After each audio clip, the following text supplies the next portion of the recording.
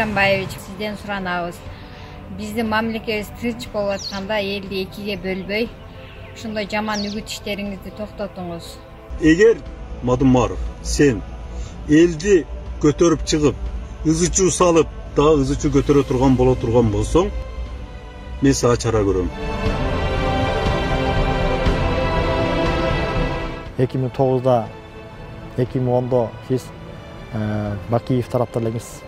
Ошол 2009-2010'da Алмаз Шаршеновичти эң лютый враг көрүп жүргөн адамыңыз менен сиз биргемдеп баратканыңыз бул дагы түшүнүксүз нерсе да.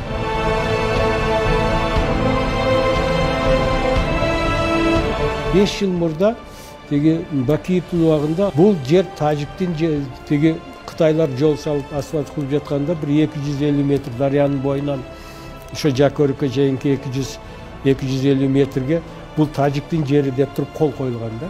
Мадумаров кол койгон да, государственный секретарь болуп туруп барып.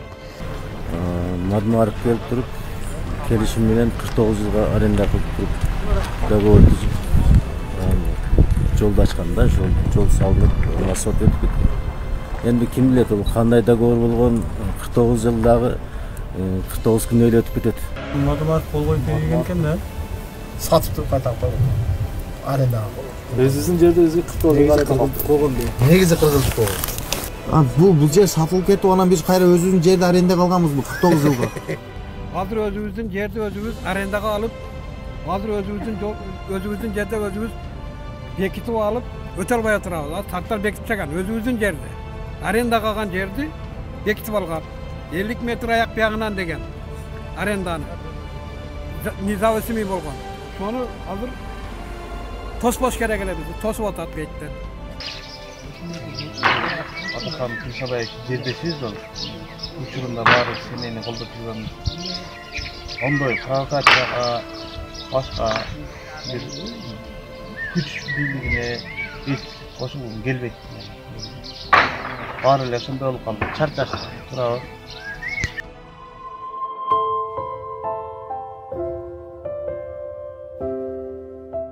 Урматтуу Адахан Кимсанбаевич, Россиянын Москва шаарында жашап, турмуш тиричилигин өткөрүп жүргөн кыргызстандык мекендештер чогулуп, ушул кайрылууну жасоого аргасыз болдук. Биздин арабызда Кыргызстан өз алдынча көз карандысыз өлкө болгондон бери карай Москва шаарында иштеп жүргөндөр бар.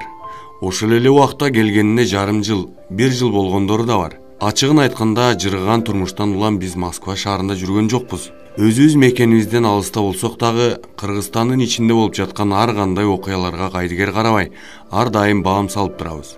Өлкөбүз өнүксө экен, жергебизде дайым тынчтык болсо экен, бийлик акыйкат, адилет болсо экен деп тилейбиз. Өлкөбүздөгү саясатчылар өз көмөчтөрүнө күл тартпай, жеке кызыкчылыктарына караганда жалпы элдин кызыкчылыктарын биринчи орунга коюшса экен, дейбиз. Тилекке каршы андай элдин камын ойлогон саясатчылар өтө аз болууда. Адахан Кимсанбаевич, биз Москва шаарында жүргөн мигранттар сизге өтө терең ишеним менен карайт элек. Сизди өтө таза, адилет, акыйкат, өз элине ак ниет саясатчы деп эсептеп келгенбиз.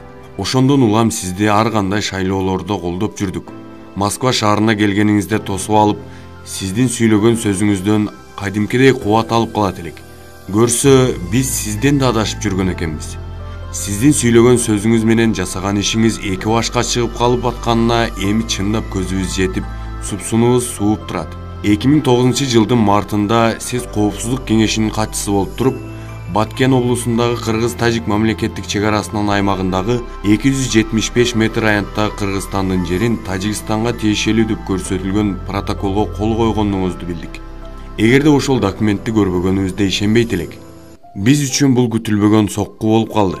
Сизди Кыргызстандын жерин саткан десе ишенчи эмеспиз. Көрсө, каркыраны деле ушундай жол менен казактарга кармата берген экенсиз.